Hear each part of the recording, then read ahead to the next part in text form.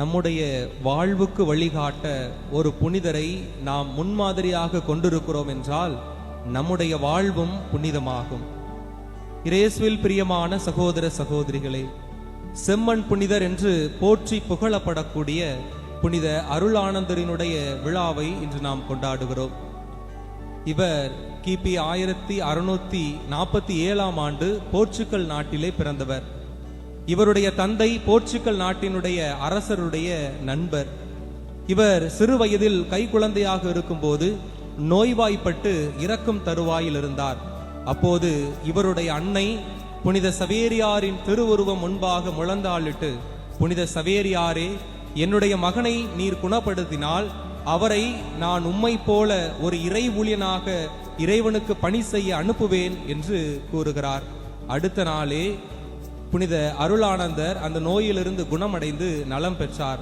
அவர் சொன்னபடியே 1663 ஆண்டு அவர் சேசு சபையில் இணைந்தார்.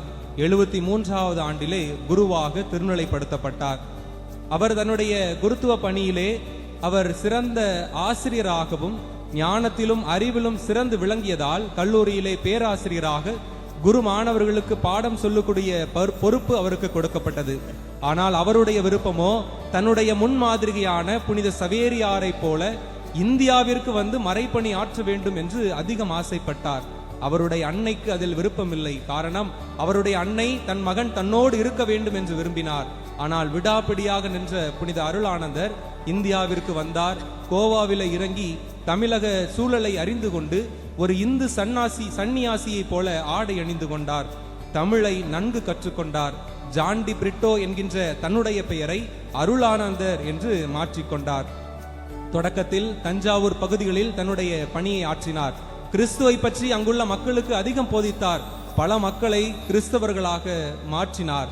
பலரும் இவரிலே இணைந்தார்கள். இதை அறிந்த அங்குள்ள குருநில மன்னன் இவரை கைது செய்து சிறையிலிட்டான். இதனால் அவருடைய குதிரைகள், யானைகள், விலங்கினங்கள் அனைத்தும் இறந்து போயின.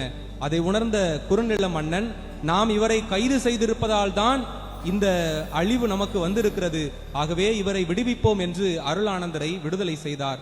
அந்த சூழலில் அவருடைய நண்பரான பெட்ரோ என்கின்ற போர்ச்சுகல் நண்பரிடமிருந்து ஒரு கடிதம் வருகிறது, தன்னை சந்திக்க வருமாறு என்று. இவரும் போர்ச்சுகல் நாட்டிற்கு பயணம் செய்கிறார். அங்கே அவருடைய நண்பரை சந்தித்த போது அவருடைய நண்பர் இவருக்கு கொடுத்த வாய்ப்பு இதுதான், நான் உன்னை அரச ஆலோசகராக நிறுவுகிறேன், இங்கேயே இருந்துவிடும் என்று கூறுகிறார். ஆனால் புனித அருளானந்தரோ, நான் என்னுடைய முன்மாதிரியான புனிதரை போல இந்தியாவிற்கு சென்று ஒரு மறைசாட்சியாக மரிப்பதுதான் என்னுடைய லட்சியம் என்று மீண்டும் இந்தியாவுக்கு திரும்பி வருகிறார். ராமநாதபுரம் மாவட்டம் உள்ள சூழலிலே, அங்குள்ள இடங்களிலே கிறிஸ்துவை பற்றி போதிக்கிறார். அங்கு குருநில மன்னனாக இருந்த தடிய தேவா என்கின்றவர் உடல்நலக் குறைவினால் பாதிக்கப்பட்டு இறக்கும் தருவாயில் இருக்கும் போது புனித அருளானந்தரை பற்றிய செய்தி அவருக்கு சொல்லப்படுகிறது. அருளானந்தர் அவருடைய வீட்டிற்கு அழைக்கப்படுகிறார்.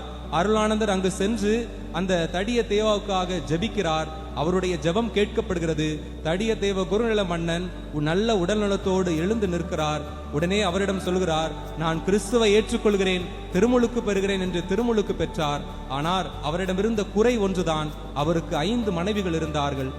புனித அருளானந்தரனுடைய ஆலோசனைப்படி தன்னுடைய முதல் மனைவியை மட்டும் இவர் ஏற்றுக்கொண்டு மற்ற 4 மனைவிகளையும் அவர் தன்னிடமிருந்து விலக்கிவிட்டார்.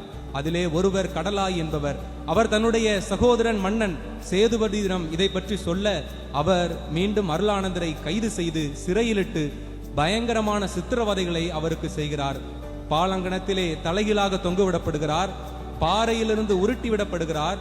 குதிரை லாடத்திலே இழுத்து செல்லப்படுகிறார்.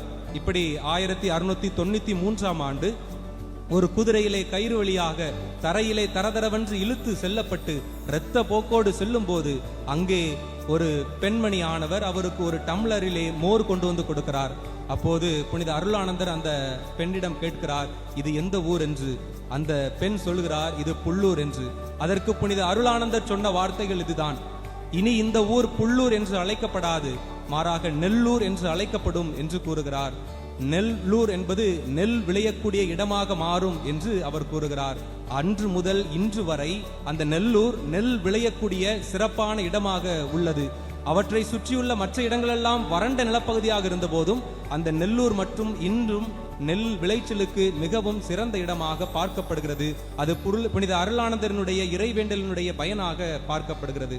பிறகு அவர் தலை வெட்டப்பட்டு துண்டிக்கப்பட்டு மறை சாட்சியாக மறிக்கிறார்.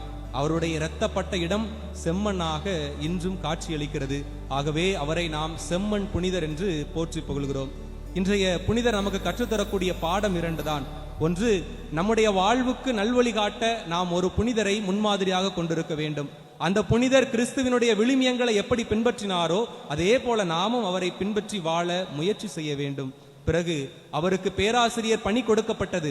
ஆனால் அந்த பணியை விடுத்துவிட்டு நான் மறைபணிதான் ஆற்றுவேன் என்று இந்தியாவிற்கே வந்தார். அவருக்கு அரசு ஆலோசகர் பட்டம் கொடுக்கப்பட்டது.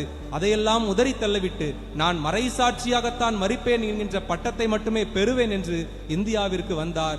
இறைவனுக்கு உகந்த ஒரு சாட்சிய வாழ்வை வாழ்ந்தார். இன்று நாமும் அவரை போல துணிவோடு கிறிஸ்துவை போதிக்கக்கூடியவர்களாக, துணிவோடு கிறிஸ்துவ வாழ்க்கையை வாழக்கூடியவர்களாக வாழும்போது நாமும் அவரை போல புனிதத்தை தொடுகிறோம். அதற்கான அருளையும் ஆசிரியம் வேண்டி இத்திருப்பலியிலே மன்றாடுவோம்.